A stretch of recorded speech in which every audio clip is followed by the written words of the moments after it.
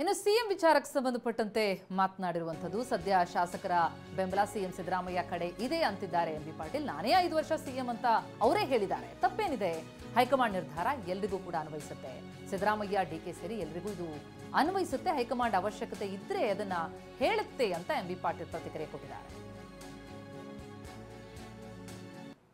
ನೋಡಿ, ನಮ್ಮ ಪಕ್ಷದಲ್ಲಿ ಯಾವ ಕದನೂ ನಡೆಯೋದಿಲ್ಲ. ನಮ್ಮ ಪಕ್ಷದಲ್ಲಿ ಏನೇ ಇದ್ರು ಹೈಕಮಾಂಡ್ ಏನ್ ನಿರ್ಧಾರ ಮಾಡ್ತದೆ ಅದು ಸಿದ್ದರಾಮಯ್ಯನವ್ರಿಗೆ ಅನ್ವಯಿಸ್ತದೆ, ಎಂಬಿ ಪಾಟೀಲ್ಗೂ ಅನ್ವಯಿಸ್ತದೆ, ಡಿಕೆ ಶಿವಕುಮಾರ್ಗೂ ಅನ್ವಯಿಸ್ತದೆ, ಎಲ್ಲರಿಗೂ ಅನ್ವಯಿಸ್ತದೆ. ಸ್ವಾಭಾವಿಕವಾಗಿ ಸಿದ್ದರಾಮಯ್ಯ ನಾನು ಮುಖ್ಯಮಂತ್ರಿ ಆಗಿದ್ದೀನಿ, 5 ವರ್ಷ ನಾನು ಮುಂದುವರಿತೀನಿ ಅಂತ ಹೇಳಿದಾರೆ. ಅವರು ತಪ್ಪೇನಿದೆ ಅದರಲ್ಲಿ?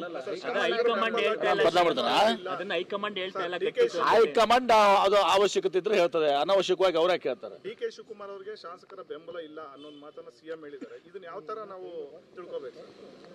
ಅವ್ರು ಯಾವ ಅರ್ಥದಲ್ಲಿ ಹೇಳಿದಾರೆ ಗೊತ್ತಿಲ್ಲ ಇವತ್ತೊಂದು ದಿವಸ.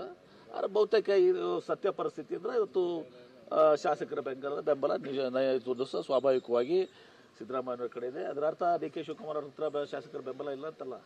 ಆದರೆ ನಮ್ಮ ಕಾಂಗ್ರೆಸ್ ಅವ್ರಿಗೂ ಬೆಂಬಲ ಇದೆ, ಕಾಂಗ್ರೆಸ್ ಶಾಸಕರ ಬೆಂಬಲ ಇದೆ, ಅವ್ರಿಗೂ ಕೂಡ ಬೆಂಬಲ ಇದೆ.